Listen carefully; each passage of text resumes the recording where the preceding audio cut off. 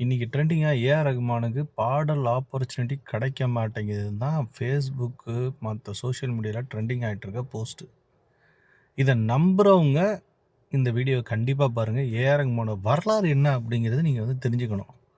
அதுக்கு அவர் சொல்கிற காரணம் என்ன அப்படின்னு கேட்டிங்கன்னா, அவர் இஸ்லாமியராக பிறந்துட்டார், அதனால் வந்து வரமாட்டேங்குது அப்படின்னு சொல்லிக்கிட்டு இருக்காரு. நம்ம ஏஆர் ரகுமானோட வரலாறு எடுப்போம்.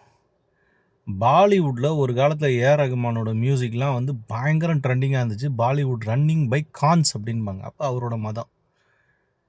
இவர் சமீபத்தில் ஒரு 2 வருஷத்துக்கு முன்னாடி என்னென்னு கேட்டிங்கன்னா, நான் ஹிந்திலலாம் மியூசிக் போடுறது இல்லை அப்படின்னு சொல்லிட்டு இருந்தார். ஹிந்தியில் மியூசிக் போடுறது இல்லையா, இல்லை வரது இல்லையா, இவருக்கு கான்செப்ட் இல்லையா அப்படிங்கிறது நம்மளுக்கும் புரியலை. ஏன்னா இவர் ஒரு நல்ல மியூசிஷியன். ஆனால் கான்ஸோட மியூசிக் அங்கே வந்துட்டு தானே இருக்குது, ஏன் இவருக்கு மியூசிக் வரல அப்படிங்கிறது நம்மளுக்கு வந்து தெரியல. ஃபஸ்ட்டு ஒரு விஷயம். செகண்டு, ஏஆர் ரகுமான் ஸ்டார்டிங் பீரியடில் 18 ரூபா 20 காசு ஒரு ஆடியோ கேசட் என்னன்னா ஏவிஎம்மில் விற்பாங்க. 18 ரூபா 20 காசு. இந்த ஏவிஎம்மில் விற்கிறத நாங்கள் வந்து வாங்கி என்னன்னு கேட்டிங்கன்னா 18 ரூபா 20 காசு சேர்க்குறதுங்கிறது எங்களுக்கு வந்து ஒரு பெரிய கஷ்டம்.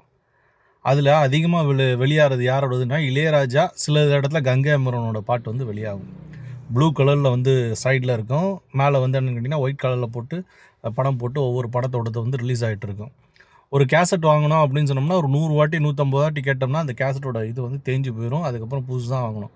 அந்த அளவுக்கு சில பாட்டுகள்லாம் நல்லாயிருக்கும். இந்த எப்படின்னு கேட்டிங்கன்னா, பிரபுவும் இது கார்த்திகேயன் நடித்த அக்னி நட்சத்திரம், இந்த மாதிரி பாட்டெலாம் வந்து எப்பயுமே வந்து கேட்குற மாதிரி அவ்வளோ சூப்பராக இருக்கும்.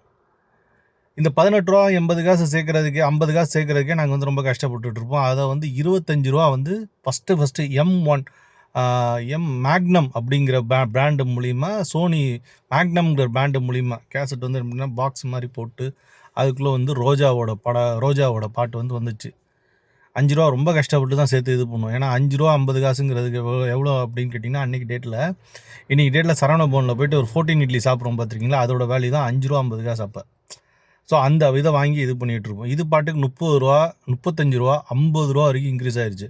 ஜீன்ஸ் படம் வந்து ரிலீஸ் ஆகும்போது 38 ரூபா ஆச்சு. அதுக்கப்புறம் ஜீன்ஸ் படம் ரிலீஸ் ஆனதுக்கு 45 ரூபா ஆச்சு. இதெல்லாம் வந்து எங்கள் காலத்தில் வந்து வாங்குறது அப்பா கிட்டேருந்து அப்படிங்கிறது ரொம்ப கஷ்டமான விஷயம். எங்களுக்கு வந்து அது மியூசிக் அப்படிங்கிறது கேட்டோம் அப்படின்னு இப்போ இருக்க மாதிரி யூடியூப் இந்த இதெல்லாம் ஒன்றும் கிடையாது. இதை கேட்டோம்னா தான் அப்படி மைண்ட் ரிலாக்ஸ் ஆகும்.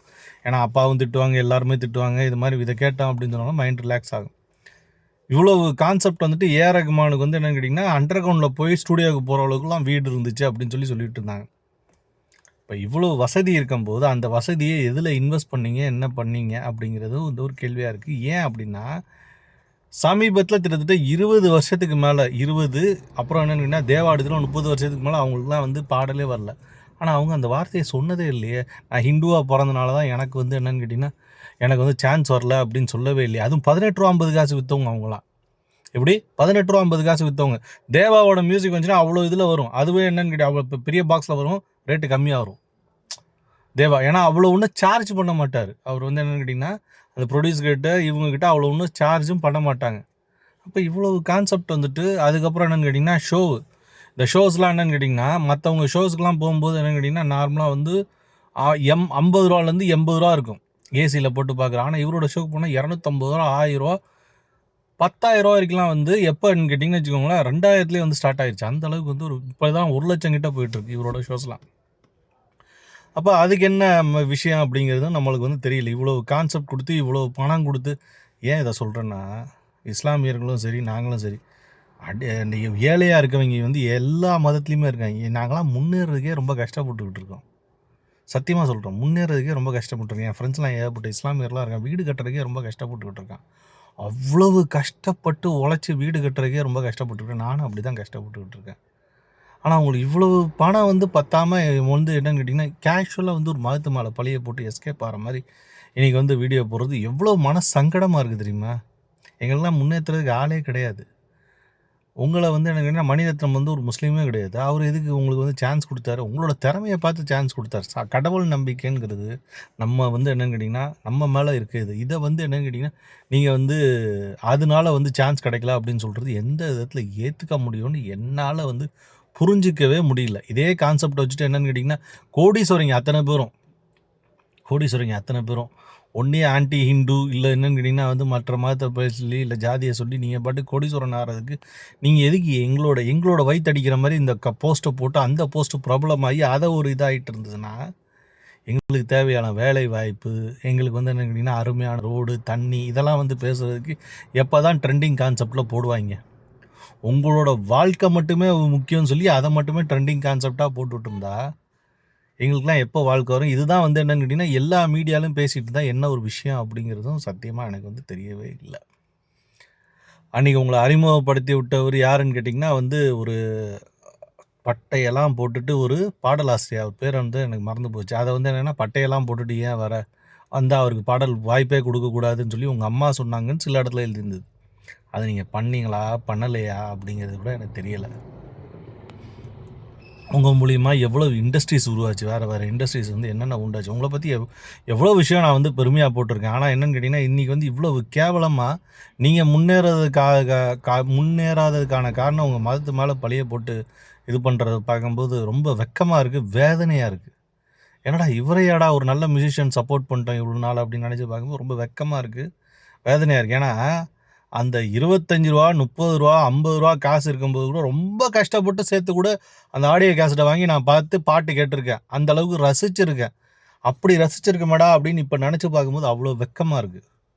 இதில் அடுத்து ஒன்றுன்னு கேட்டிங்கன்னா அவங்க கான்செப்ட் லேட்டஸ்ட்டாக இப்போ இந்த என்னென்னு கேட்டிங்கன்னா விஜய் வந்து ஈரோடுக்கு போனால் 42 பேர் இறந்து போயிட்டாங்க அப்படிங்கிற கேஸ் போயிட்டுருக்குல்ல, அதே மாதிரி ஒரு கான்செப்ட் டிக்கெட்டு 5000 10,000 எவ்வளோ காசை கொடுத்து இந்த சினிமா ஆர்டிஸ்ட்டு பாவம் அவங்கெல்லாம் என்னென்னு கேட்டிங்கன்னா அவங்களும் என்னென்னு கேட்டிங்கன்னா வேறு இண்டஸ்ட்ரியில் காலையை வைக்க மாட்டாங்க. இப்போ வெளிநாட்டிலலாம் பார்த்தோம்னா படித்தவன் சைடாக நடிச்சுக்கிட்டு இருக்கான், அதனால் அவனுக்கு அந்த தொழில் இல்லைன்னா வேறு இடத்துல போய் நடிச்சுக்கிட்டு இருக்காங்க. இவங்க வந்து உங்கள் கான்செப்ட்டுக்கு வந்து சில பேர் கர்ப்பிணி பெண்ணுங்களாம் வந்து அங்கே என்னன்னா ஸ்டாம்பேஜ் நிறைய நடந்துச்சு. அந்த ஸ்டாம்பேஜை எப்படியோ என்னன்னு கேட்டிங்கன்னா அரசியல் வச்சு சால்வ் பண்ணிட்டீங்க. உங்கள் மேலே எந்த பிரச்சனையும் இல்லாமல் அரசியல் வச்சு சால்வ் பண்ணிட்டீங்க. அதுக்கு சின்ன வயசு உங்கள் பொண்ணெல்லாம் உங்களுக்கு சப்போர்ட் பண்ணணுன்னு அவசியம் என்னென்னா வளர்ந்து வர பொண்ணு. அந்த பொண்ணு என்னன்னா எங்கள் அப்பா வந்து அந்த மாதிரி கிடையாது இந்த மாதிரி கிடையாது அப்படின்னு சொல்லிட்டு அதை ஒரு நியூஸாக போட்டு ப்ராப்ளம் ஆகிட்டுருக்கு. அப்படி என்ன வந்து என்னன்னு கேட்டிங்கன்னா கடவுள் நம்பிக்கை, மத நம்பிக்கை, மக்கள் நம்பிக்கை, மக்கள் உங்கள் மேலே வச்சுருக்க பண்பு, இதை மாரி உங்களுக்கு காசு மேலே என்ன ஆசை அப்படிங்கிறத எனக்கு சத்தியமாக வந்து புரியவே இல்லை. மக்களுக்காக நீங்கள் என்ன பண்ணீங்க அப்படிங்கிறத சொல்லிவிட்டு மக்களுக்காக நான் இதெல்லாம் பண்ணியிருக்கேன்ப்பா, எனக்கு இவ்வளோ காசு வந்திருக்கு, நான் மக்களுக்காக இதெல்லாம் பண்ணியிருக்கேன், அதனால் எனக்கு காசு இல்லை, அப்போயே நீங்கள் உங்கள் மதத்தை யூஸ் பண்ணியிருந்தீங்கன்னா பெருமையாக இருந்திருக்கும், சூப்பராக இருந்திருக்கும், பரவாயில்லடா இப்போ இது பண்ணியிருக்காருன்னு சொல்லிட்டு. ஆனால் உங்களுக்கு சான்ஸ் வராதுக்கு உங்கள் மதம் தான் காரணம் அப்படின்னு சொல்லிட்டு உங்களுக்கு திறமை மேலே நம்பிக்கை இல்லாமல் பேசிக்கிட்டு இருக்கீங்க பாருங்கள். இப்போ இருக்க யங் ஜெனரேஷன்ஸ்லாம் வந்து 15 crores வரைக்கும் வாங்கிட்டு இருக்காங்க. அதுவே ஏன் வாங்குறாங்கன்னு தெரியல, ஆனால் வாங்குறாங்க, அவங்களோட திறமை இல்லை. அப்போ உங்களுக்கு வந்து என்னென்னு கேட்டிங்கன்னா 15 crores அதிகமாக ஒன்றுன்னு ஆசைப்பட்றீங்களா, இல்லை எதனால் உங்களுக்கு வந்து வரல அப்படிங்கிறத கிளியராக சொல்லாமல் இது மாதிரி ஒரு விஷயம் வந்து வந்துகிட்டு இருக்க ரொம்ப வெக்கமாக இருக்குது. அது கங்கனா ரவமத் வந்து பேசியிருக்காங்க, அது வேறு ஒரு இது வந்திருக்கு. என்னன்னா எமர்ஜென்சிக்கு உங்களை கூப்பிட்டாங்களா நீங்கள் வந்து பார்க்கக்கூட இல்லையா, அந்தளவுக்கு நீங்கள் பிஸியான ஆர்டிஸ்ட் நிரூபிச்சிட்டிங்க அப்படின்னு சொல்லிக்கிட்டு இருக்காங்க. What is this?